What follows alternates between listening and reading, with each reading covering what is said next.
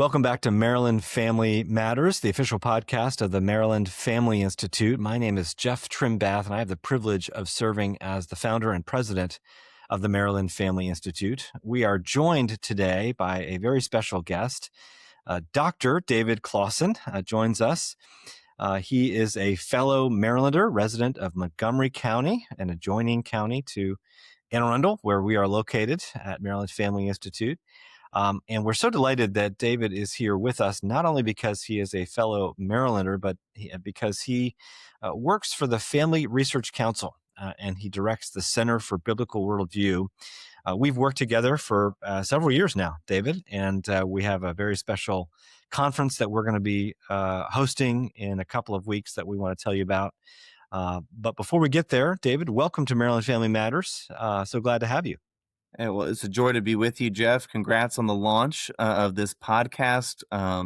Just exciting to see how MFI is growing since you founded just a couple of years ago, and grateful for this new communications outlet, and honored to be a guest on it. Well, thank you, David.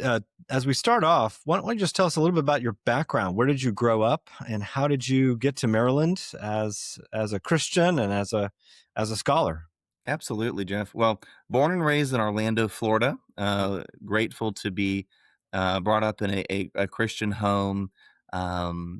Wonderful mom and dad. They actually met in Sunday school at First Baptist Orlando. It's great. And so grew up in that church for the early years. Stayed in Orlando for college. So I'm a graduate of the University of Central Florida. UCF, yes. Go Knights. Lord used that. So it was interesting because my background, I was kind of homeschooled, private school, but then for college, ended up going to the largest public university in the nation at the time, 58,000 undergrad students. Yeah. But my kind of close friend group came from the Baptist Collegiate Ministries. And so that was where the Lord gave me my early opportunities to lead Bible studies, preach, and teach. And my sophomore year is when the 2012 election occurred. I got an opportunity to volunteer and then work for the Romney campaign based there in Orlando. Of course, Florida was a swing state at that time. Really kind of got my feet wet with the campaign, the politics. But then also I started working for my local Southern Baptist Church, First Baptist Church in Winter Park. Got to help lead a youth group, again, preaching, teaching, mission trip opportunities. So when I finished my undergrad, what's next? Well, I felt the call to get a theological education.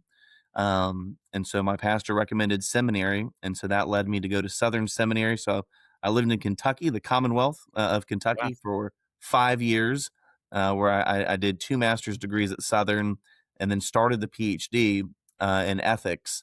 And it was while I was in the PhD program that Family Research Council, which was founded in 1983 by James Dobson, they reached out to me to do some religious liberty policy work. So I did that part-time as I finished up the coursework of the PhD. And then I moved to D.C. in June of 2019. And so I lived here in D.C., right in the neighborhood where RFK Stadium used to be. Sure. Commanders are going to have their new stadium there in a couple of years, I guess. Yeah. And I moved to Maryland actually when I got married. And so just last month, I believe, Jeff, I've hit 3 years now as being a Marylander. And so I've enjoyed it. It's been a lot of fun to be part of that community. A lot of church members, a couple of churches actually in the neighborhood. And it's just been a great joy. Loved hearing that history. So many aspects of it, of God using your parents who met there at the church and raised you in the church, and God's faithfulness in your life throughout the whole way to our time together. Maryland Family Institute has a very wonderful relationship with the BCMD, the Baptist Convention of Maryland and Delaware. We are the official public policy organization that in Annapolis, and so we just love working with so many of our BCMD partners across the state, and to know that you're from that world is just really wonderful. So, in addition to the academic credentials and your working at Family Research Council, you run something called the Center for Biblical Worldview. Tell us a little bit about that center. What are you trying to do there? Yeah, Jeff. So there's probably a lot of folks tuning in who are familiar with James Dobson and, of course, Focus on the Family. And Family Research Council was born out of a prayer meeting, actually, that James Dobson had in the early 1980s. He had been invited by Jimmy Carter to come to a White House meeting on the family. He was just really grieved and disappointed what he saw happening, gathered some men in the hotel lobby, and out of that, Family Research Council was born. It was a ministry of Focus on the Family for, I think, the first decade or so, Yeah. broke off in the 1990s. Gary Bauer probably brought us to national prominence, left us in 2000 to run for president. And Tony Perkins, our fourth and longest serving president, has been here since 2004. FRC's always tried to approach policy from a biblical worldview. Again, I was brought on to do religious liberty policy work from the perspective of a convictional Christian. But Jeff, it was really during the COVID-19 pandemic, of course, which burst onto the scene March of 2020.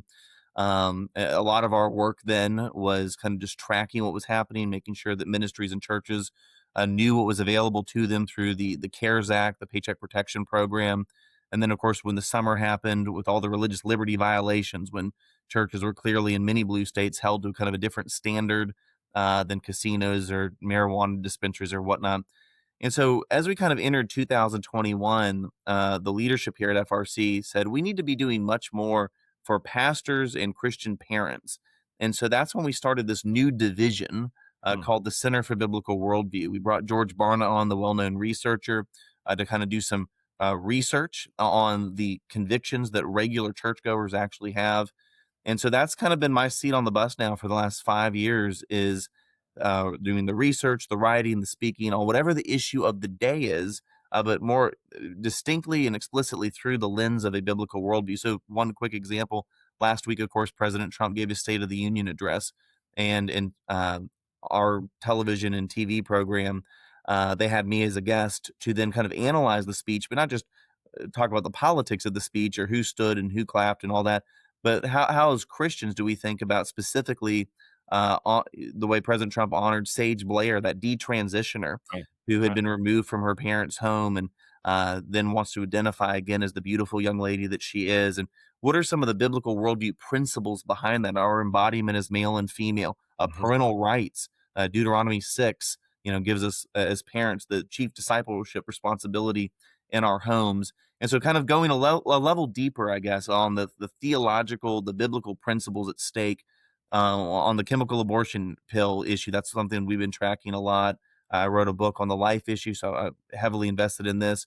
How, as Christians, do we think about the proliferation of these deadly drugs? And so that's kind of what I do, whether that's writing, having conversations like this, or even doing conferences around the country, which I know we're going to talk about one we have coming up in just a few weeks in Maryland. But that would be kind of my summary of kind of how Center for Biblical Worldview came to be. Glad you mentioned your book on the pro-life issue. I've got a copy right here, Life After Roe, published last year by Dr. Closson, and phenomenal read. I did want to just kind of pull a string out of the book. Obviously, you talk about the repeal of the Roe decision 2022 and its implications for the issue nationwide. Specifically, I wanted to ask you your advice for pro-life, pro-family folks who are in blue states like Maryland. Talk about sort of what we can do. How can we think or act in a way that is consistent with what we believe, but that also is effective in a context that is really challenging for the life issue?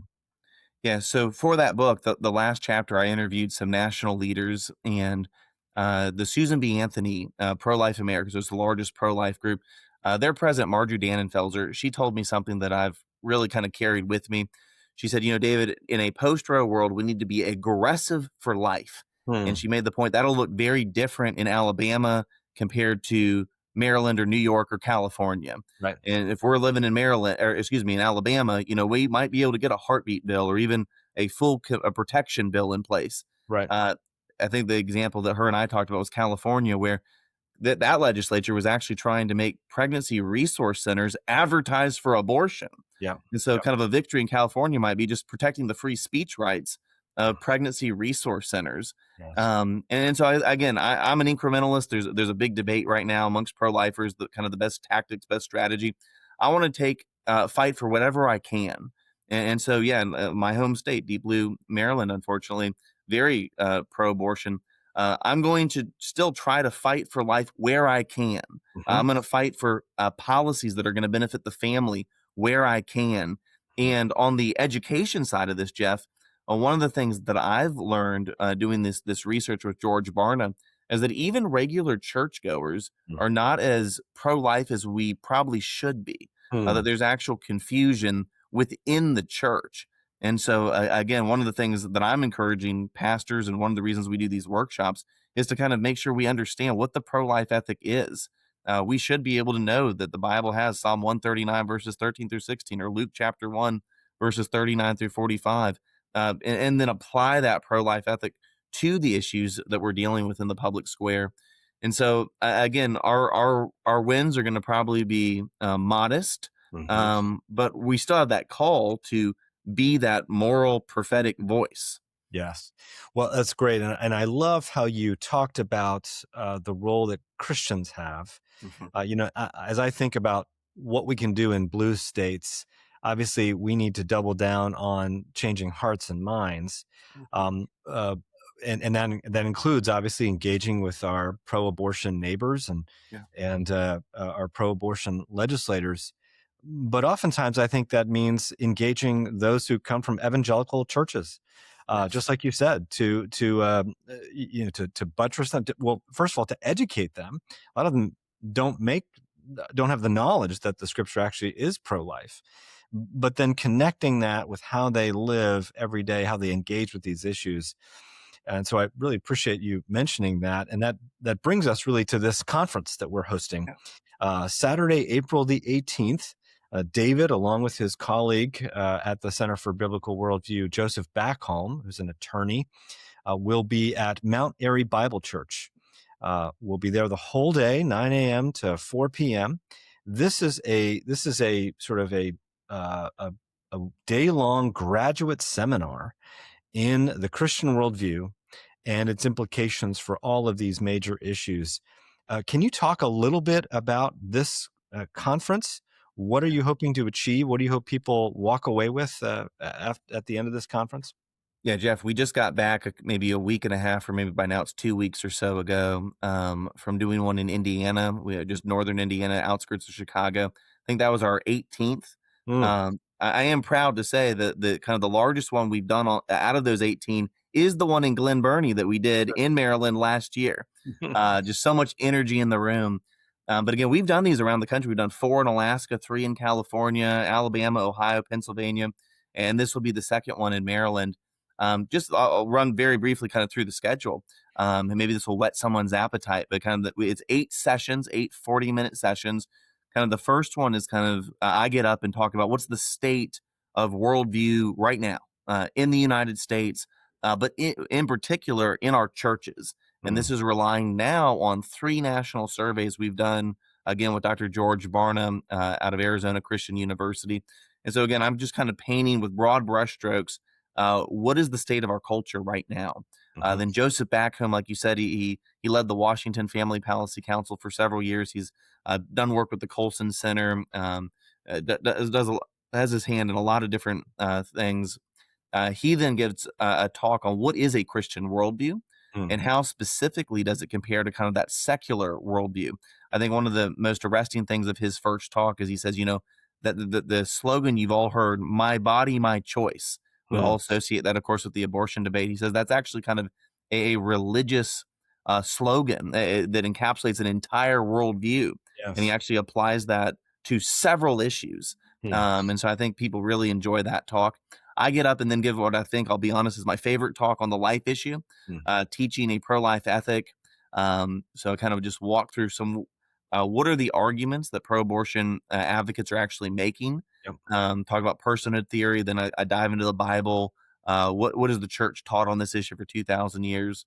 Joseph then gets up before lunch and does a talk on critical theory, specifically critical race theory. That's probably his most academic talk.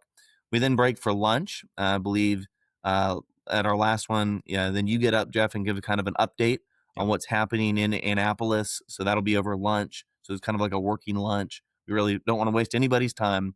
And then kind of the second half of the day really focuses on issues related to sexuality, marriage, transgenderism.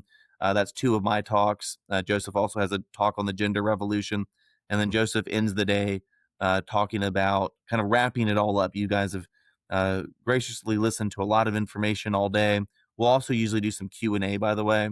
Mm-hmm. But then Joseph says there's one thing we still all lack, and that's courage. And he talks about the importance of courage Yeah. to actually kind of make sure that all the intellectual knowledge that we've attained throughout the course of the workshop, we're able to put into practice. And so our hope is that this workshop, Jeff, is really rich. People say it's kind of the feedback we've gotten is drinking from a fire hose, but that they could implement it, that it's practical. The one we had in Indiana, I was thrilled. The church's youth group was there. And so again, we think any high school age is perfectly appropriate, all the way, through adults. So that's kind of the 30,000-foot overview of what the workshops look like. That's great. Now, I'm so grateful you're ending with the note on courage. We can have all this knowledge in our head, but if we don't appropriate it, if we don't activate it in our lives, we're hiding our light under a bushel. We're not loving our neighbor as we should. We're not stewarding the citizenship that God has graciously given to us as we should as Christians. And so, just love that last piece of this. So just to summarize what Dr. Closson just said, it's a day-long seminar. You get all the talks by Dr. Closson, by Attorney Backholm.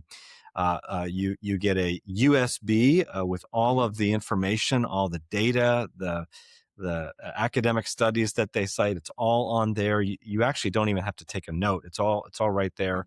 We encourage you to take notes. You'll get a notebook as well. And then we feed you breakfast and we feed you lunch. So all of these things for $29, which is we're not making any money on this conference, but that's because we want all of you to hear and to be trained and to be discipled in how to think about these things well, so that you can act effectively. So Saturday, April the 18th, Mount Airy Bible Church in Mount Airy, Maryland. If you want more information or to register for the conference, go to marylandfamily.org.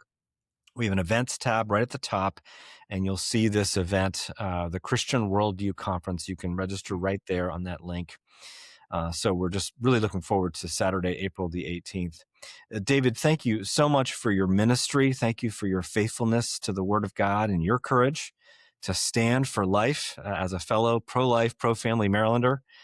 We're delighted that you will be with us, and we're delighted that you live here in the great state of Maryland. Thank you. Absolutely. Looking forward to seeing all the listeners of this program there in Mount Airy. So make sure you go to the website, sign up. We're going to have a great time. But thank you so much, Jeff. Thank you, David.